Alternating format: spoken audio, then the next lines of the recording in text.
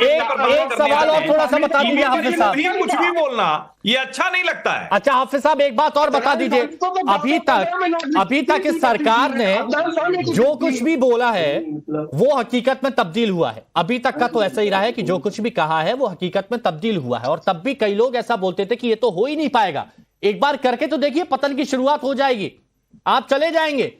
लेकिन सरकार ने वो किया और उसके बाद वापस आ भी रही है, अब ये भी आ जाएगा, तो उसके बाद आप लोगों का रवैया क्या?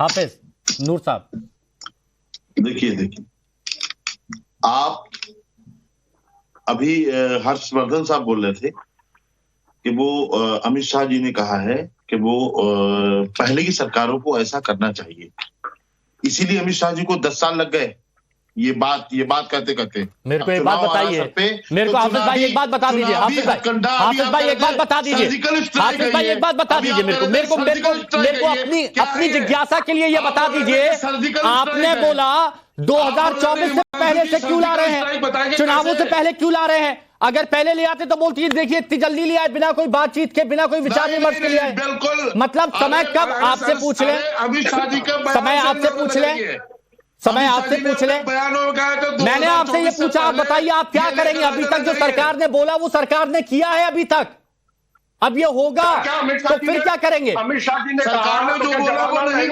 किया था। सरकार ने कहा था 15 लाख रुपए देंगे, नहीं दिए। अरे आप 15 लाख पे आ गए, बुलेट ट्रेन, आप 15 लाख पे आ गए, सुनिए ना, नोटबंदी, अरे इसका बताइए ना, अब इधर उधर क्यों जा रहे हैं? दाएं बाएं, दाएं बाएं मत जाइए, 170 के फायदे थे उसको बताया नहीं। अरे दाएं बाएं मत जाइए, पूछ रहे हैं, दाएं बाएं मत जाइए, मुझे तो क्लियर बताइए ना कि आगे क्या? आप लगातार मुस्लिमों को यही बताते रहेंगे कि उनके लिए अच्छा नहीं होगा, ये उनके लिए गलत है। दूध का जला हुआ मट्ठा भी फूक फूक कर पिएगा, लोग कहते हैं ना। अब्बासी साहब, हमने सुनिए अब्बासी साहब, ने देशवासियों का पक्ष खराब किया है। इस टाइम समिट में जब केंद्रीय गृह मंत्री अमित शाह जुड़े, उन्होंने साफ कहा कि मुसलमानों को भड़काया जा रहा है, ऐसा कुछ नहीं है, इससे किसी की नागरिकता नहीं जाएगी, ये नागरिकता देने वाला है। हिंदुओं को भड़काते हैं। अब्बासी साहब, ये कैसे दूर होगा लोगों के अंदर? मेरे बात आ रही है? आ रही है सर।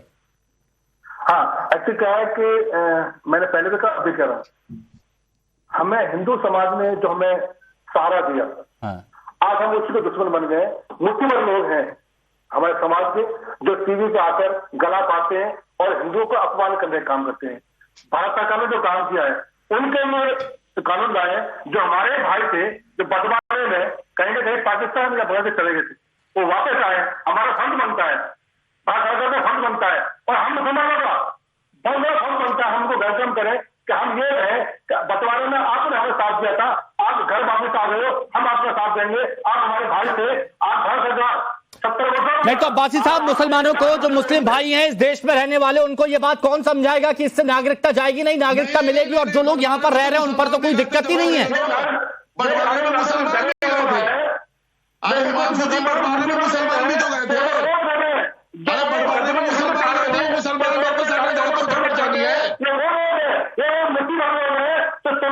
मुट्ठी भर लो। अब्बासी साहब, बंटवारे के वक्त मुसलमान भी गए थे या नहीं गए थे? बताओ ना। मुसलमान गए थे, लेकिन हमें रोकने गए थे, हमें हिंदू भाइयों ने। जब मुसलमान वापस उसको। अच्छा रुकिए अब्बासी साहब, अंबर जी, ये कंफ्यूजन क्रिएट किया जा रहा है या फिर सब स्पष्ट है? जैसे हर्षवर्धन जी भी कह रहे हैं कि सारी चीजें स्पष्ट हैं, बिल्कुल साफ हैं, कहीं पर कोई संशय की स्थिति नहीं है, कंफ्यूजन की स्टेज ही नहीं है, तो वो क्रिएट कौन कर रहा है? हिमांशु, देखिए इसमें कोई भी संशय स्टार्टिंग से नहीं रहा है, लेकिन हमारे देश के विपक्ष ने, जिनके पास जनता के लिए कोई भी मुद्दा नहीं है, 2019 में भी आपको याद होगा दिसंबर में जब ये CNRC वाला मसला पूरे देश में, जिसको तथ्यों को तोड़ मरोड़ कर देश में लोगों को, खासतौर से मुसलमानों को भड़काया गया और महिलाओं और बच्चों को सड़कों पे उतारा गया एक षड्यंत्र के तहत भारत के खिलाफ। ग्लोबली भारत की जो इमेज है उसको ताक-ताक करने के लिए ये दो पेशेंट अरे नूर अहमद जी थोड़ा सा रुकिए ना। आगे बैठ जाते, तोड़ शुरू कर देते, दंगे फसाद शुरू कर देते। आपके कौन से दरअसल क्या है कि ऐसे ही जब विपक्ष एक साथ आवाज उठाता है तो कोई सुन नहीं पाते। आप दर्शकों तक अपनी आवाज पहुंचाइए एक करके। आप लोग बात करते हैं कि आप लोग इंसानियत के लिए आवाज उठाते हैं, पाकिस्तानी बच्चों के खिलाफ हिंसा हो रही है। नहीं, हम तो आपकी बात सुनते हैं। से धर्म के आधार पर वहां पे आप कहते हैं कि हर जगह ऐसा होता है, फिर हर जगह ऐसा होता तो फिर खामोश रहिए ना। आप लाने दीजिए सीए को।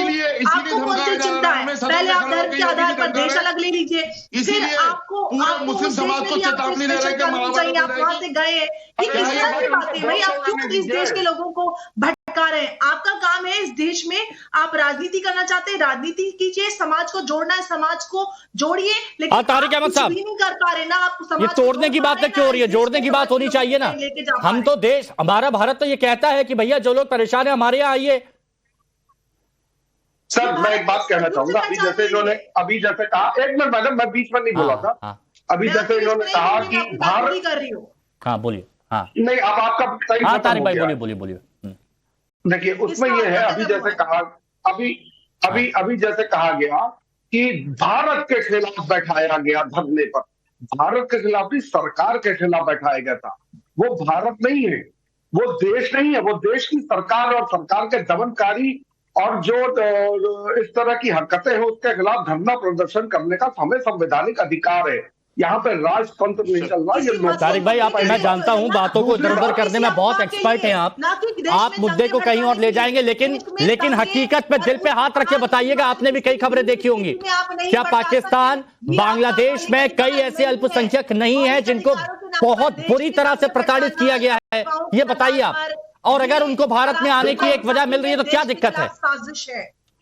बिल्कुल, शिया कम्युनिटी भी उसमें से एक है, उनको भी आने की इजाजत मिलनी चाहिए। अहमदिया कम्युनिटी, ऑडियो म्यूट हुआ शायद आपका, की इजाजत मिलनी चाहिए। आपने तो उसमें एम शब्द जोड़कर ही खत्म कर दिया।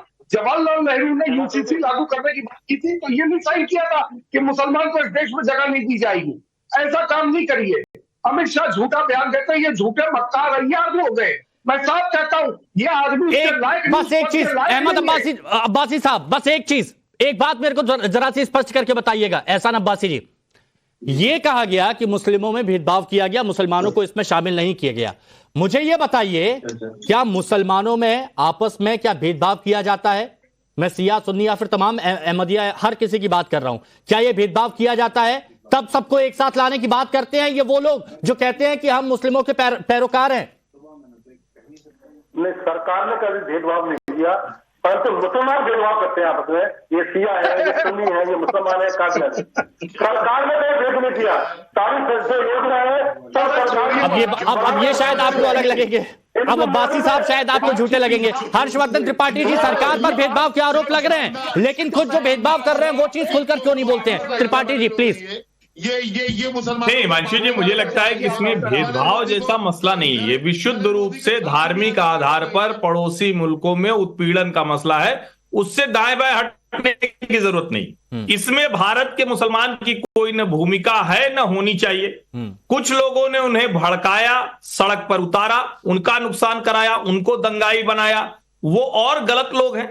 ऐसे लोगों को पहचाना जाना चाहिए। आप टीवी की बहस में भी उनको पहचान लेंगे। बार बार एक मुद्दा उठाया जा रहा है और आगे भी उठाया जाता रहेगा। त्रिपाठी जी, बार बार एक मुद्दा उठाया जा रहा है कि मुस्लिमों को इसमें शामिल क्यों नहीं किया गया। एक टूक जवाब उनके लिए क्या है? त्रिपाठी जी, एक टूक जवाब क्या है? नागरिकता कानून बनाने का अधिकार हर सरकार को है। हर सरकार समय समय पर बनाती रही है। भारत की अभी की सरकार को लगता है कि ये नागरिकता कानून पड़ोसी देशों के गैर मुस्लिमों के लिए होना चाहिए। मुस्लिम मुल्क जो हैं, इसलिए ये सरकार का अधिकार है। अब्बासी जी 10 सेकंड में जल्दी से बता दीजिए, सही है फैसला? करने वाले अब्बासी जी, मुसलमान और लोकतंत्र दोनों विरोधी। अब्बासी जी जल्दी बताइए, 10 सेकंड में, सब सही फैसला है और ये लोग विरोध कर रहे हैं, क्या कहेंगे इन्हें? बात करते हैं तो सही फैसला है, और ये जो विरोध कर रहे हैं ये लोग बता दें कि सिया सुन्नी शादी कर सकते हैं, घट्टा दो मुसलमान है, सिया मुसलमान है और सुन्नी मुसलमान है, क्या दो समुदाय घट्टा शादी कर सकते हैं? तो बता दें मुझे। अब इस पर हाफिज नूर साहब शायद इधर उधर देखेंगे कि सिया, सुन्नी, अहमदिया, पसमानदा जब यहां पर आएगा तो कहेंगे कि नहीं, यहां तो कोई भेदभाव नहीं होता, सरकार ही है जो सब भेदभाव करती है। लेकिन कई बार जब आईना दिखता है तो उस वक्त शायद मुश्किलें हो जाती है।